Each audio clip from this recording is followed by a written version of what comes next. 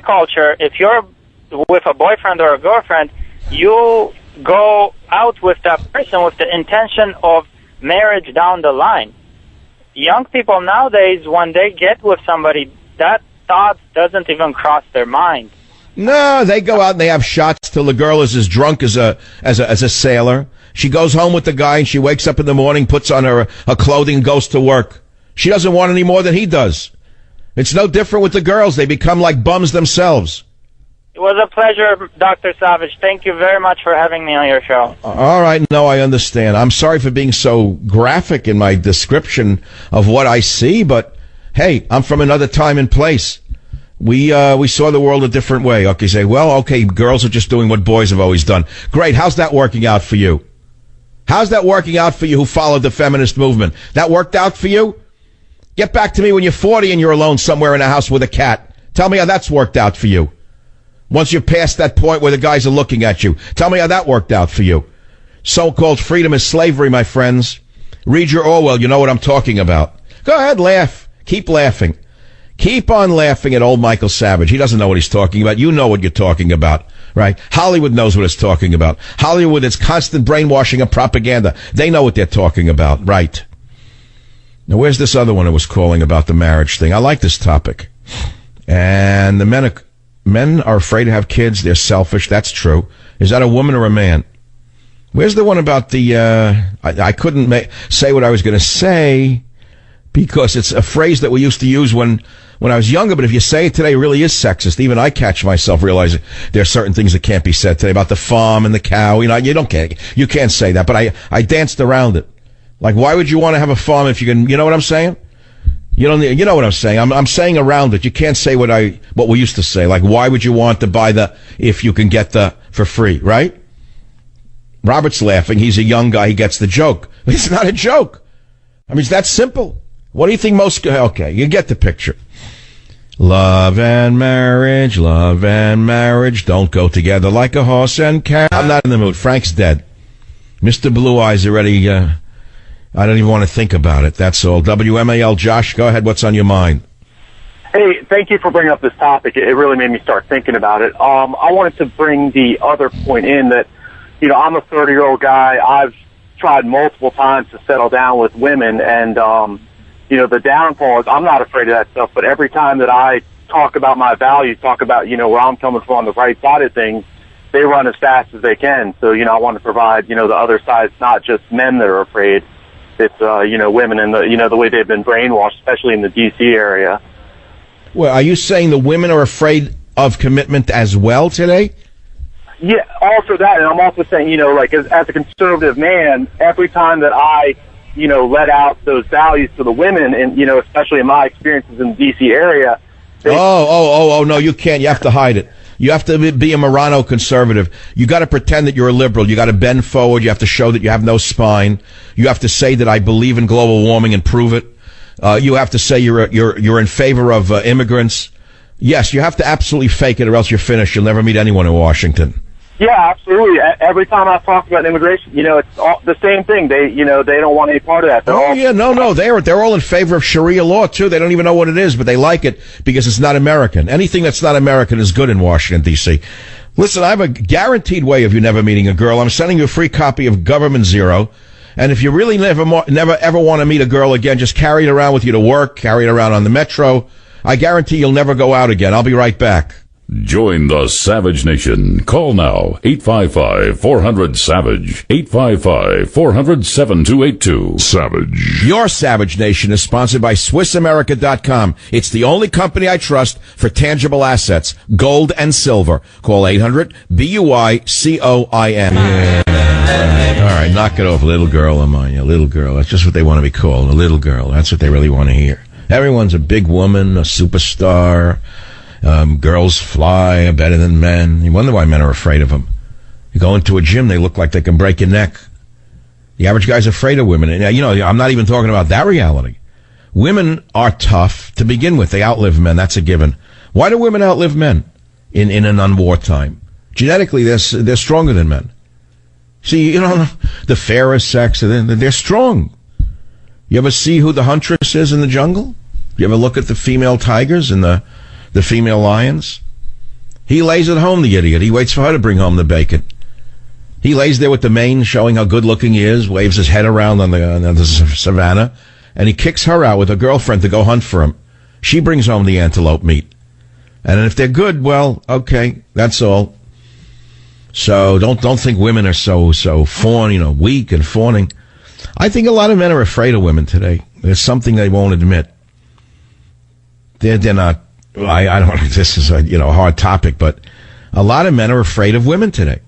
And I'm not blaming women for being tough. They had to change over the last 20, 30 years into something different than they were. Certainly different than their mothers. The stay-at-home mom, the cooking, and the this and the that. Most women, who would want to do that? But as a result, the family has fallen apart in plain English. So who's having the large families? Basically very religious and very big immigrant families.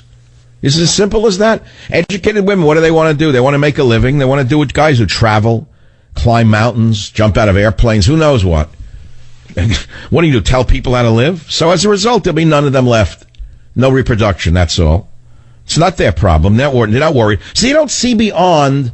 They're not living for a society. They're not living for more specifically for a race. Let's put it to you that way. They don't see themselves as a part of a racial identity, nor, for that matter, do they see themselves part of a nation at all. They're self-driven, and I don't mean just women. I'm talking about a generational thing. People don't care about the nation they live in. They don't identify with the nation they live in. They're not as gung-ho about borders, language, and culture as I am or many of you are. They don't see it that way. And as a result, evil people like George Soros and the Zuckerbergs of the world, can virtually get away with anything that they want to get away with. That's my estimation of what's going on. People say, what do I care about the country? What has it got? What's it for me? Remember JFK made that great statement, ask not what your country can do for you, but what you can do for your country. I was a young kid. I was a young teacher. I remember how that struck me. You talk about great lines that can motivate a generation. I was a young kid. I had nothing. I was a young teacher. I had no direction, but we had a leader, a wonderful leader, John F. Kennedy Jr. I don't care about the Marilyn Monroe and the philandering. That was his business. It didn't really bother me one way or the other. I paid no attention to it. All I know is that when he said, ask not what your country can do for you, but what you can do for your country, I was motivated. And I started to think about what I could do for my country. Now, compare that to the thing in the White House right now. Compare it to the thing in the White House who says to you every day, telling you every day, that if you're weak, if you're downtrodden, if you're lazy, if you're a bum, if you're a non-citizen, step right up, he'll take care of you. Doesn't matter if you give anything to the country, because to him there is no country. He's a man basically without a country. So he tells everyone from around the world, come in and step on us, and we'll give you everything you want for nothing. Look at the difference between one and the other. Well, that's, again, one man's opinion. That's how I see it. And so, if JFK were alive today, not the junior part, he was lost in a mysterious airplane accident, by the way. And strangely enough, now that I think about it, he was guaranteed to have that Senate seat in New York that Hillary got when she moved in like a carpetbagger to Chappaqua. Do you remember that? Anyone remember that little story? Let's think about that. JFK Jr. was the golden boy. He was going to inherit that guaranteed liberal seat in New York State that Moynihan had operated for years. Very liberal seat. JFK Jr. was handpicked to fill that seat. He would have been president probably if he had done that. And he disappeared over the Long Island Sound in a very mysterious small plane incident. And into the void, there came Darth Vaderette. Darth Vaderette flew in on a carpetbag and became senator from New York State. And now she's running for the presidency in 2016. Just saying that very, very odd airplane crash. Remember that one? Anyone remember that? All the geniuses in the media out there who think you're so smart. Anyone put two and two together ever? No, I'm not saying. I'm just asking. About it. That's Palestinian stabs 80-year-old Jewish woman, others in latest attack. Well, it's the religion of pieces, you know. And as you well know, this is a good sign of what the Palestinians would do if Obama and Kerry were able to give them half of Israel. They wouldn't just stab the Jews, they would gas them, burn them. destroy them, throw them in the ocean, but keep supporting the PLO and the Palestinian cause. Go ahead. Palestinian stabs an 80-year-old Jewish woman, probably survived the Holocaust, and she got stabbed in her own homeland. Great. But go. Keep going, you leftists. One day the knife will come to you. And who will you blame? Unbelievable. An 80-year-old woman they had to stab. Palestinians stab 80-year-old woman and others in 2 attacks. Isn't that very brave of them? Isn't that very brave of them? 80-year-old woman in the back in a street in Rishon LeZion near Tel Aviv, and then stabbed a 70-year-old man in the chest before running down the street and carrying out another attack.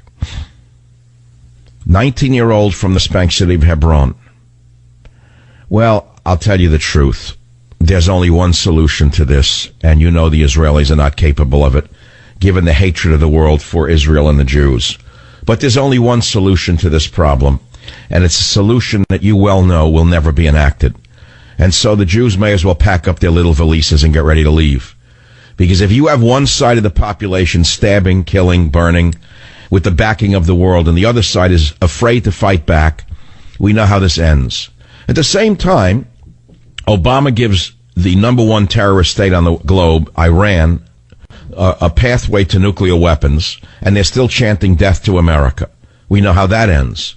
And at the same time, the genius in the White House goes on Saturday Night Live and makes a fool of himself and a mockery of the presidency. And at the same time, the most corrupt woman in American political history is zooming up in the polls because of a little help from her friends in the media who cover up all of her scandals. And at the same time, our borders are being overrun by third worlders who will never assimilate, but they want us to accommodate. And at the same time, well, you get the picture. You get the picture. You get the picture. The big lie goes on. Let's see. Vatican arrests 2 on suspicion of leaking documents. Now, that's an interesting question. It sounds like The Godfather. What is the Vatican trying to hide by keeping so many secrets from the people? Well, another open religion. Yeah, Religion Incorporated. Another wonderful religion run by a benign pope. A political pope at that. Now, here's an even better story. Bill Gates, multi-billionaire, says that capitalism cannot save us from climate change. He says we need socialism. Why is it the world's most greedy, the greediest people on the planet, insist on imposing socialism on the rest of the world? Why? Huh? Here's another headline. Pope heading to Mexico to address violence and immigration. 8-day visit. The peripatetic Pope. Look it up. It's an actual word. I learned it in high school. The peripatetic Pope. Another one who can't sit still. Another meddler that has to travel around the world to bust down borders. Why is the Pope trying to erase borders all over the world? What is behind the Pope's continued meddling in immigration issues on America's border? Why is he stimulating and steaming up the people to come crashing into our home? There are other stories. New Obama executive order will ban government from asking criminal history on job applications. That's good. Flood America with illegal aliens and then flood businesses with criminals. That makes good sense. Conflict of interest. Bill Clinton is on the board of the Commission on Presidential Debates.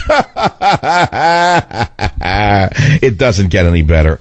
And over the weekend, I received a review from ChristianMoney.com, and the headline read, "Will blockbuster Government Zero see Michael Savage banned from the Vatican?" It kind of caught me by surprise. I thought it was another repeat of 2009. When I woke up on the Drudge Report, I read, talker Michael Savage banned from Britain. So I said, what do you mean, I'm banned from the Vatican? I didn't even apply to go to the Vatican. I never intended to go to the Vatican. I'd be afraid to go to the Vatican. It looks like catacombs to me.